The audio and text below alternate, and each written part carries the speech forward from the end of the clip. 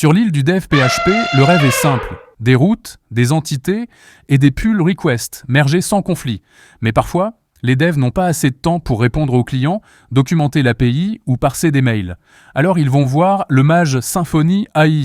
Symfony AI dit « Tu veux un agent pour faire tes tickets? Jira tout seul? Très bien, mais en échange, tu devras écrire des annotations. Ces annotations, c'est comme des incantations. Tu dis « Oble as tool » et bim, ton code devient un outil LLM.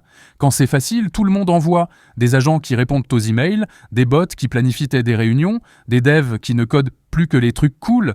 La prod tourne, le CTO est content, mais parfois, il y a trop de magie. Le dev oublie ce que fait son propre code. Les tests plantent. Un agent génère des devis pour des gens qu'on ne connaît pas.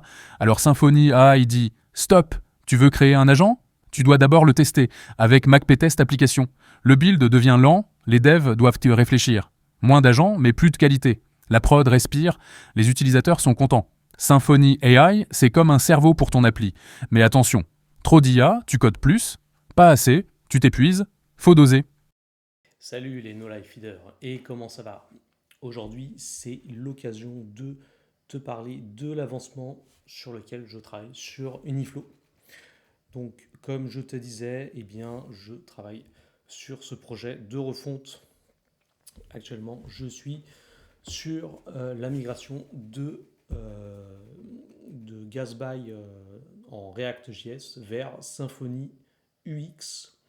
Et donc j'ai couvert toutes les parties actuellement sur la partie flow et les autres parties de type Markdown. En fait, pourquoi j'ai fait ça? Eh bien parce que dans les nouvelles versions de Gatsby, je n'arrive plus à compiler comme je souhaitais.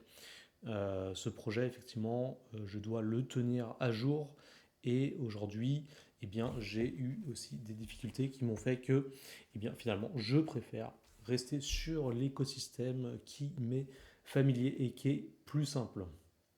Donc, bah, pour cela, en fait, je dois surtout travailler la partie dashboard qui est eh bien, la pièce maîtresse de l'application, puisque c'est là, en fait, que tu vas pouvoir éditer tes flows.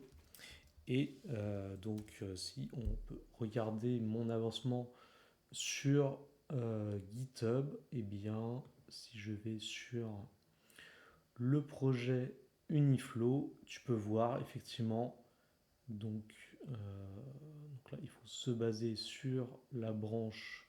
Donc là, pour l'instant, je pousse sur la branche 1xdev.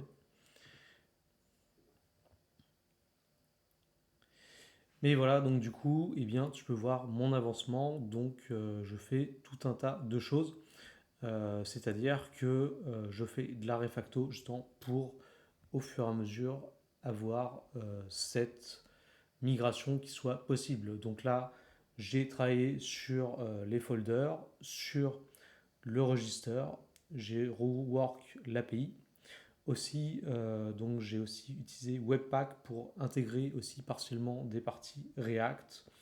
Et aussi, je retravaille sur toute la partie composants.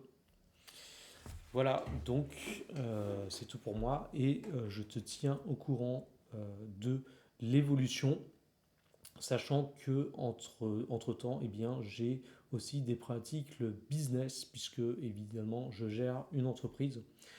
Donc, eh bien, je ne suis pas à 100% sur le projet.